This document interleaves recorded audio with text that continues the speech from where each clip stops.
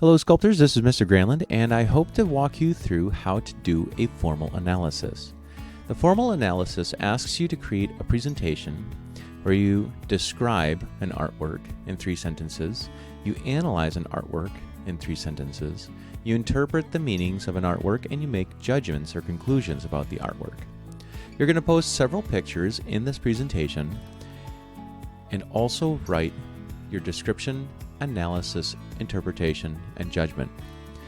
I wanted to demonstrate this for you, so I'm going to show you a couple of pictures of a sculpture that was done by my grandfather.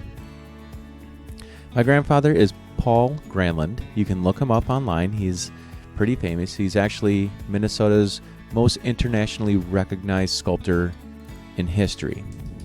So there's a cool connection for you if you walk around the Twin Cities or other places. You'll see his sculptures. He has around 6,000 or more sculptures worldwide, many large, very large pieces in front of the Children's Hospital, in front of the Governor's Mansion, all over the place. So let's start with the description. Describe the work. What does it look like? What type of sculpture is it? Explain what you see by using the elements of art. So here's a sculpture, and here's some other pictures of this. So right away, one of the first things that we see is that they're all organic shapes. So these humans here, and it looks like a family, but that's an interpretation. It looks like we have organic shapes and forms being used in this composition. Secondly, the value of the sculpture is very dark. It has a dark patina over all of the sculpture. A patina is a type of finishing technique used for bronze casting. Well, used for any sort of finishing. Patinas can have a wide variety in colors, and in this particular instance, this sculpture has been patinaed to be very dark. The sculpture is made out of bronze, and it was cast using what's called a lost wax casting technique. The sculpture has 5 people. There's an adult woman, an adult man, young and 3 young children, 1 female and 2 male. And that's a basic description of the sculpture. Analysis. Describe how the work is organized as a complete composition. What principles of design are being used in the sculpture to help draw interest to the artwork? In looking at the sculpture, we notice that all of the figures are touching. So the assumed mother and father in this family grouping, they're all holding on to each other and they're lifting the children up into the air. And since they're all grouped together, there's a high amount of unity. Also, since the sculptor has used all of the same colors over all of the figures, there's a lot of unity.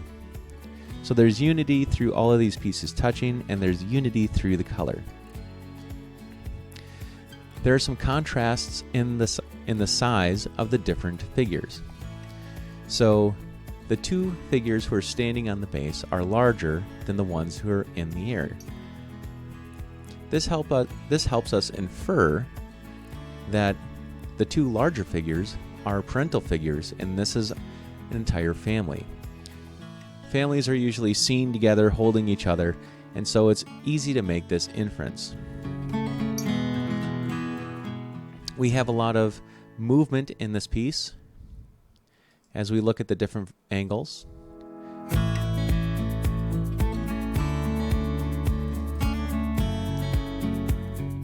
And there's a sense of rhythm to it since we have a repetition of figures.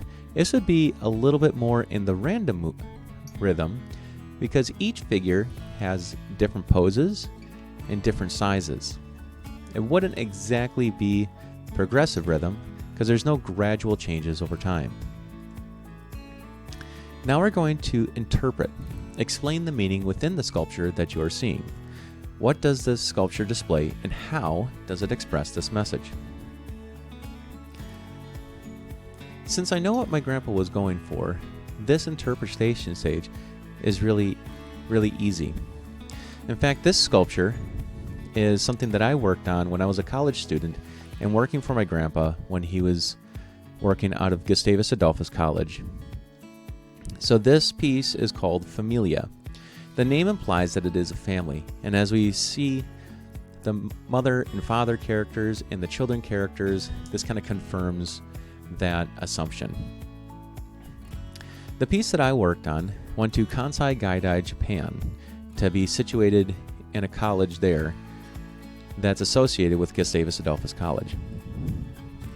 I worked and did the patina on it and did some of the welding to have these pieces connected together. This is always one of my favorite pieces because it reminded me of my own family. I have two sisters and myself and my mom and dad. And in working in my grandpa's studio, it reminded me of my family. My grandpa made this sculpture about family, and my family has 5 people in it. So it always has a special place in my heart, and it also represents my own working with my grandpa. Now that kind of interpretation is specific to me. No one else looking at this piece might understand that about this sculpture.